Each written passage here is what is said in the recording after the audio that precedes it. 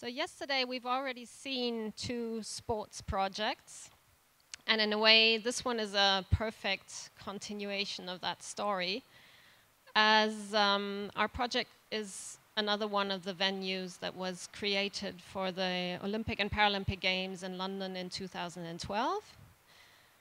And we're talking about shooting, which is like the archery buildings that we saw yesterday, also a sport where athletes are trying to hit targets.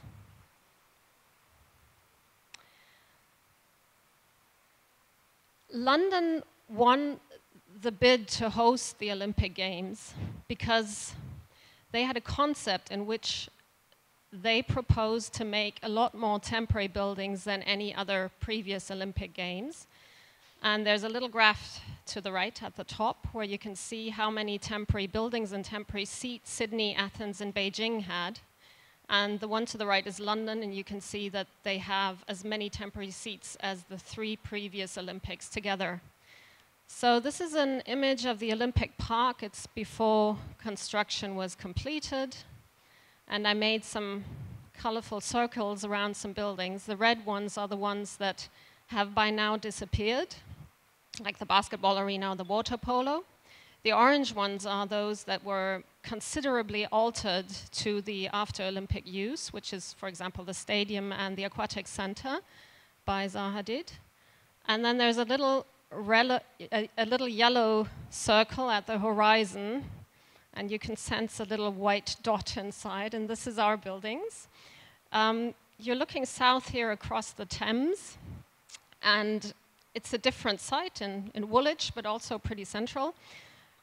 And these are the buildings for 10, 25, and 50-meter shooting, and the reason why they're yellow is because they're not just temporary, they're also mobile.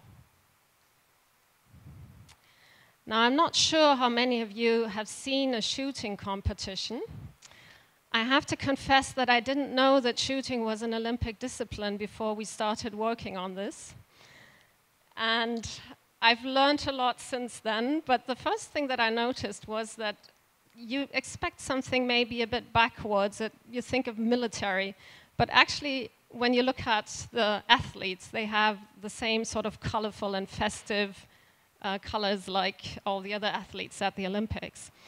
And I brought for you a video and here's confirmation of the standings, which shows a bit of the atmosphere, because yesterday we heard a lot about noise and more noise when the athletes are starting to get closer to the finals line. Shooting, in that sense, is a totally inverted sport. And when the competition takes place, everybody's asked to be very, very quiet.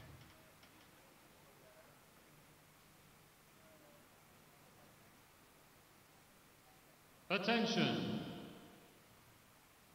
Alexei Klimov then first to fire in Series 4.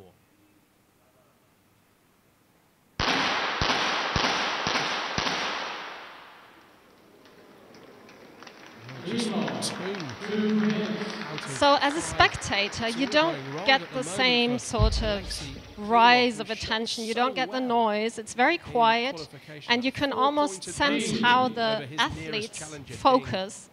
But there's a lot of tension involved. It's very important that you have a regular flow of movement. Wiped clean in this one for the final. And this is something that we wanted to reflect within our buildings. We wanted to help the buildings to show what the sport is about. What you see here is the finals range. There were 3 buildings. The building in which all the finals took place. And the membrane part of the building with the orange dots is the seating enclosure. You can see that on the floor plan on the top. It's filled up with seats. And then on the other side of that, there's the so-called field of play, where you definitely don't want to play, because this is where the projectiles travel to the targets. So here's a view from inside. That was a sort of pre-test event, so there are no spectators, but you can see all the seats. You can see the athletes standing on the firing line, and they fire into the space behind. What you cannot see is the targets, because they're so far away, and if you imagine a 50-meter target is about this size, you have no chance to see them. And what you see is on the little screens above, they tell you the result of the shooting. So it's 2.3 or 5.6. But it's nothing that you can really physically see. So it's a very sort of abstract experience in a way. There were 3 buildings on the site. The one that you saw before, the finals range, is in front of you. To the right, you have the combined 10 and 50 meter shooting range, in which all the pre-qualifications took place. And to the left, you can just see, actually on my picture, you can see a bit more of it, but there's a little blue line, which is the third range, which is the 20 meter pre-qualification range. What we tried to create is a sort of campus feel. And the pre-qualification ranges have to be facing north, otherwise we would have turned it around so you could have seen the 3 colors better, but it's because of the shooting. The sun comes from the south, and you don't want any shadows on the targets. What you see north of the 3 buildings is the shotgun range, and you enter through this, so it's the Haha Road. It's really called like that. It's a bit strange name, but that's what it's called. I can't do anything about it. And this is where you enter, and then you have a campus situation, because we were also thinking about the atmosphere of Olympics. It's like a day out in the green. You're off work, the city is all up to this event, and everything sort of focuses on the event, and people come there for the entire day. They sit down, they have picnics, they talk, they're looking forward to a really good event. And we wanted the buildings to have some of this lightness that we discovered the sport actually has more of than we thought from the start. This is again the combined 10 and 50 meter range. It's 107 meters long. And as I indicated before, the pre-qualification ranges, or you could see it in the site plan, they're open to the sky. Because for the sport, it's important that you have conditions like the weather conditions and the wind conditions. That makes it a lot more difficult to hit the target. So the athletes like it to be open. What you see above you here is a so-called baffle, because part of our job was, of course, to make sure that even though people are shooting there, nobody gets shot. So the idea is that when you stand on the firing line, you cannot see the sky, because otherwise we have the danger that the projectiles go out. So it's not a funky design feature, it's actually pure function. We had yesterday, we saw on the archery range of an opening in the wall that was closable. This one is also closable because we combined the 10 and the 50 meter pre-qualifications in one range, so we reduced from 4 to 3 buildings, which we had to because England got a new government and they threatened to move it to a shooting range somewhere out of town, so we had to work for that. And so this wall can be completely closed because 10 meter shooting takes place inside, so there's a temporary removable wall. As we already heard yesterday, the Olympic Delivery Authority had a very technical approach to architecture. And in fact, we experienced it almost like if a building looks spectacular, it cannot possibly be sustainable. The focus was on sustainability to a degree that we haven't experienced before. And we're actually quite proud, this is one of the early visualizations that we made, that we were able to save so much of our design ideas through a 1.5-year process of actually defending them against the client. Now, I say this in a very negative way. It was actually a good process for us because we could also rethink whether what we're doing is really sensible. So I want to tell you why there is a very strong rationale behind these buildings that maybe at first sight look like they're pure spectacle. And we went through this process where all these spectacular elements were questioned. And the first one that was questioned were the rings, with the colorful dots, of course. I mean, that sort of springs into your eyes and you have to, the Olympics said, well, why do you need them? Leave them out, make a box. We don't need them. They're pure decoration. So if you imagine the buildings are made out of membrane, which is a soft material. And if you imagine spanning that on a facade that's 25 meters high and 50 meters wide, it starts fluttering in the wind. And that's not just a structural problem, it's also a problem with the noise, because as we heard before, it has to be very quiet. So we used the rings to actually tension the facades. The rings are fixed to the membrane, and there's a telescopic rod that you can push out or pull in, and that creates a double curvature surface, which is much more stable. Now, we could have done that by just pulling the fabric over the four corners and not having the rings. It's also possible, but we would have had to pull much harder, and this pulling much harder would have resulted in much more structure in the buildings. So we could save 55% steel. And in that way, our rings survived the process. The next thing that was questioned is we have two layers of membrane, an external layer and an internal layer. And our client assumed that the internal layer was purely for the reason that we wanted to hide the structure. Now, the other thing that we did, we created a sort of intermediate space in which the air could flow. And through this intermediate space and sucking in air through the rings that have a perforated membrane in the center, so the colored membrane is perforated, we could, through a stack effect, direct the hot air up, and we had a purely natural ventilation. So, I mean, summer in England isn't that hot, but if you imagine a tent in the sun, it can heat up quite a bit. So here we could guarantee that we had 3 degrees under the outside temperature, which for England is enough. We also used the ring as entrances, so you would enter through this sort of tubular entrance between the two layers.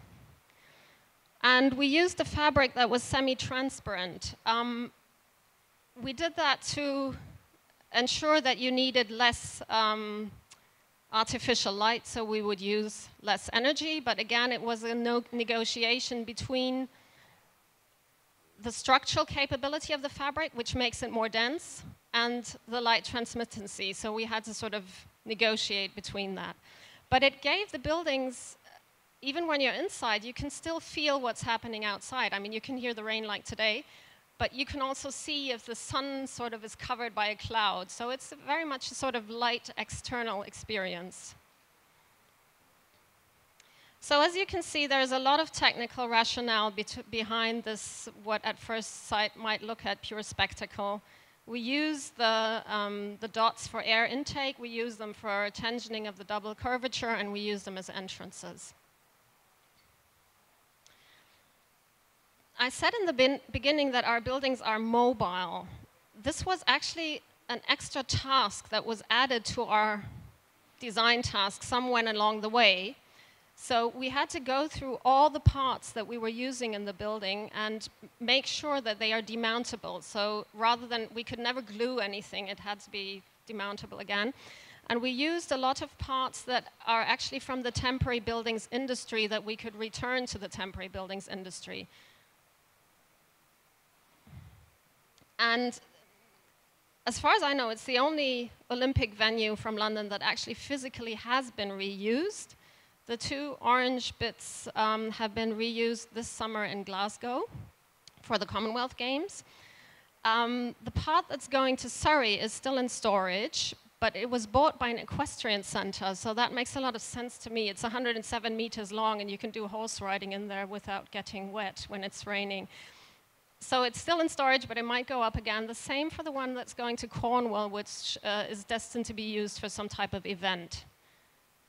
The finals range was too big to find a new use, so it's been, the single parts have been reused and the membrane has been recycled, which was, by the way, a new membrane that was developed. It's a PVC membrane that can be recycled, which is something that a contractor developed to actually be able to use PVC in the Olympics, because we started out with a brief that said that it wasn't possible to use PVC. A few last words in this lecture about temporary buildings.